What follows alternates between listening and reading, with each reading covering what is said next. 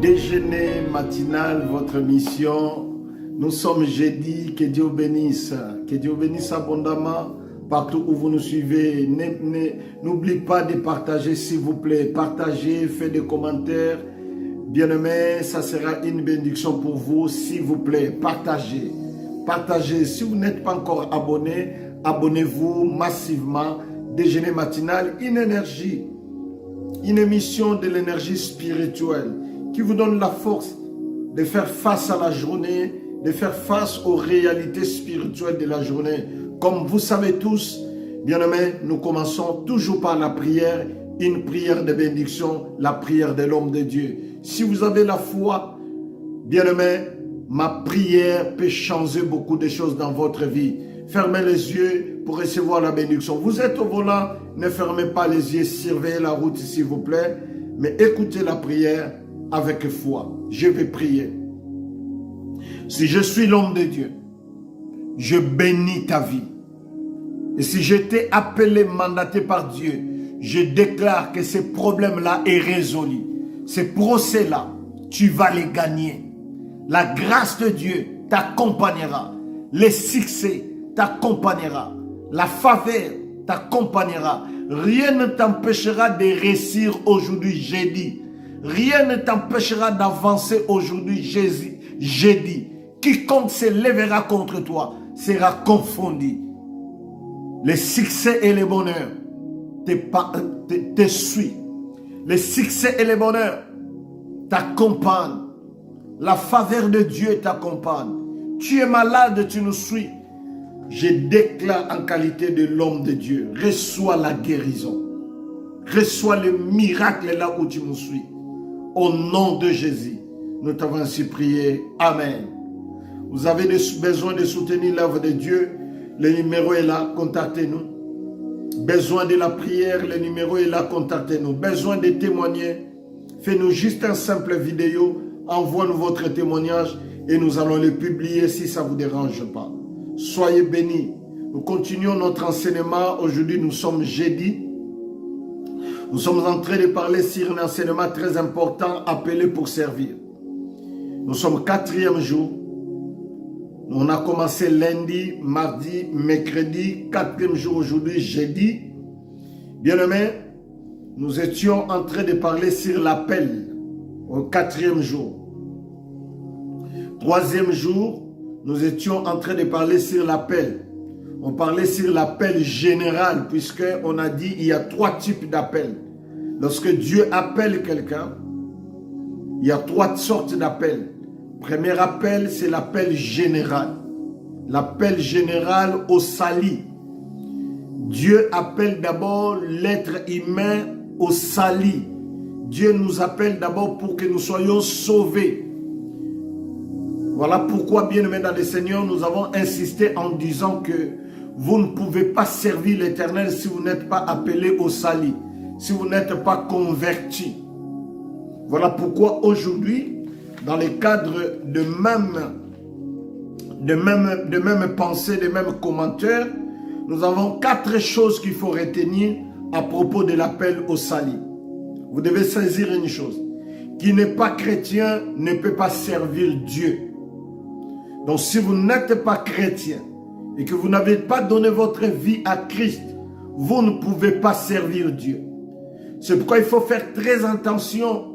Lorsque vous voyez des gens qui disent qu'ils sont en train de servir Dieu, il faut chercher à savoir déjà s'ils sont convertis, s'ils sont vraiment des enfants de Dieu, s'ils sont vraiment des chrétiens, des gens qui suivent Christ, des gens qui acceptent le principe de Christ, des gens qui acceptent que Christ dirige leur vie.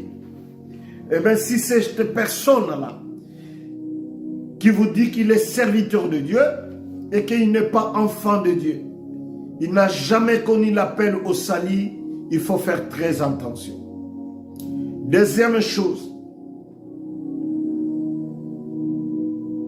Dieu fait d'abord l'appel aux hommes pour devenir enfants de Dieu avant toute chose. Troisième chose que vous devez retenir, quand on devient chrétien ou enfant de Dieu, vous avez besoin de grandir spirituellement dans la connaissance de la parole de Dieu. Grandir dans la vie de prière. Grandir dans la foi chrétienne. Donc lorsqu'on reçoit l'appel au salut, on devient enfant de Dieu. Et quand on devient enfant de Dieu, il faut grandir spirituellement. Grandir dans la foi chrétienne. Grandir dans la vie de prière. Grandir dans la vie de la méditation de la parole de Dieu. C'est là maintenant le travail de l'Église commence. Dieu vous sauve, mais il a besoin que vous puissiez grandir. Et il va vous prendre pour vous déposer dans une église. Pour vous faire accrocher ou attacher à une église. C'est à travers maintenant de cette église-là que tu vas grandir votre foi. C'est à travers de cette église-là que tu vas apprendre la parole de Dieu. Tu vas grandir dans la connaissance des Écritures.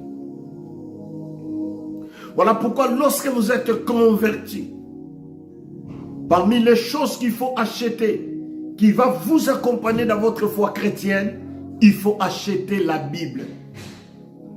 Aujourd'hui, nous avons des chrétiens, nous avons des enfants de Dieu qui sont convertis, qui sont attachés à une église, mais qui n'ont jamais acheté la Bible et qui n'ont pas la Bible.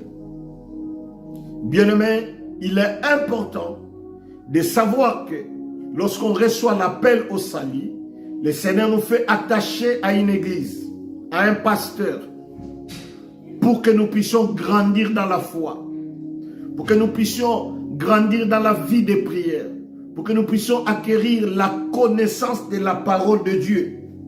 C'est comme cela que notre foi va grandir.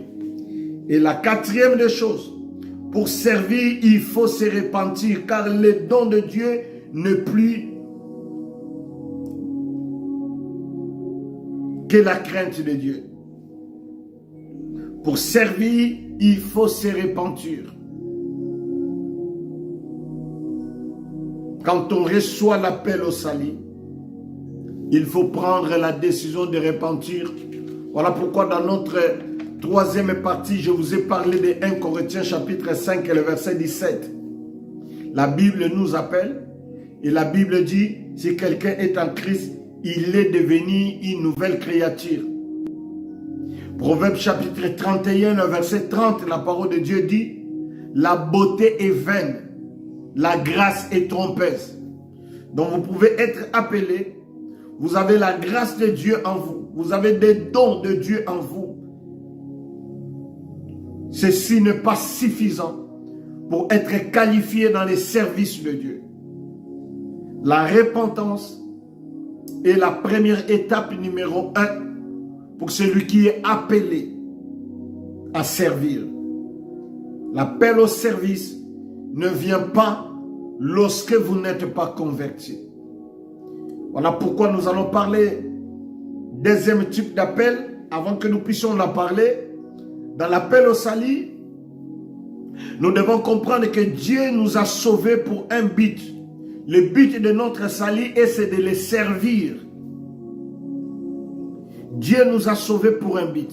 Et le but de notre salut, c'est pour le servir. Dieu a sauvé Israël pour un but. Et le but de leur salut, de leur délivrance, c'était pour servir l'Éternel. Pareil pour nous chrétiens. Le but de notre salut, c'est pour servir l'Éternel. Et voilà pourquoi l'appel au salut est inévitable pour ceux qui sont choisis à servir Dieu. Nous regardons dans l'histoire des enfants d'Israël, nous voyons un Dieu qui veut sauver un peuple dans le but de le servir. Après leur délivrance, ils ont pris l'engagement de servir l'Éternel. Mais avant que l'Éternel puisse le délivrer, le Seigneur avait déjà annoncé au préalable, le Seigneur avait déjà annoncé bien avant la raison de leur salut. Pourquoi Dieu les délivrait entre les mains de Pharaon? Pourquoi Dieu les sauvait entre les mains de Pharaon? La Bible nous fait voir clairement qu'ils étaient sauvés pour servir l'Éternel. Bien-aimés, servir Dieu est une recommandation. Romains chapitre 12, le verset 6 au verset 11. Vous pouvez lire ça.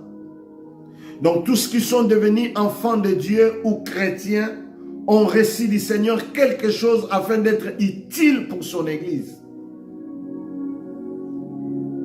Tous qui sont devenus enfants de Dieu ou chrétiens ont reçu de l'Éternel un don, ont reçu de l'Éternel quelque chose afin qu'il soit utile dans son Église.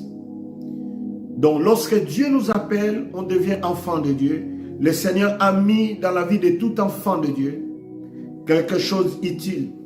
Ça peut être un don, ça peut être un talent, ça peut être la sagesse, ça peut être une capacité, ça peut être la connaissance, ça peut être un don de la prophétie, plusieurs types de dons que Dieu place dans la vie de chaque chrétien pour que cette personne-là qui a reçu l'appel au salut soit utile dans l'église de Dieu.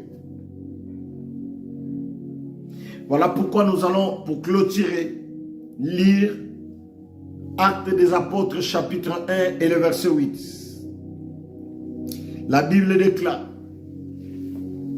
mais vous recevez une puissance, le Saint-Esprit survenant sur vous, et vous serez mes témoins à Jérusalem, dans toute la Judée, dans la Samarie et jusqu'aux extrémités de la terre. Voyez? Donc lorsque on reçoit l'appel au salut, le Seigneur met quelque chose en nous. Ces choses-là est utile pour l'Église. La première chose que Dieu met en nous, c'est le Saint-Esprit. C'est son esprit à lui. Voilà pourquoi la Bible dit dans le livre de 1 Corinthiens: ne savez-vous pas que votre corps est le temple du Saint-Esprit? Ne savez-vous pas que votre corps est le temple du Saint-Esprit? Parce que la Bible dit: vous recevez une puissance. Le Saint-Esprit survenant sur vous, vous serez mes témoins en Jérusalem et dans toute la Judée et dans toute la Samarie et jusqu'aux extrémités de la terre. Donc quand on reçoit l'appel au salut, Dieu met en nous son esprit. Et c'est cet esprit-là qui va communiquer les dons. C'est cet esprit qui nous communique les talents. C'est cet esprit qui réveille en nous les capacités que Dieu nous a dotées avant même que nous soyons choisis, avant même que nous soyons appelés.